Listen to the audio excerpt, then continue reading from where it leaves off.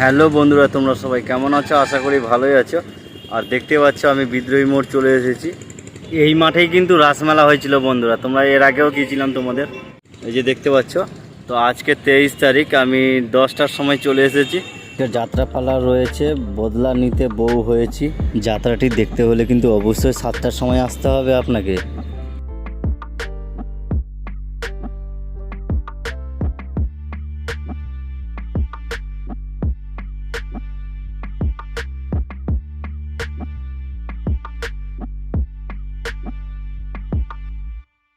তো 24 তারিখে যে যাত্রাটি হবে ভগবানের ছদ্মবেশ। এবার আমি দেখাচ্ছি যেখানে যাত্রাপালা হবে সেই অনুষ্ঠান মঞ্চটি।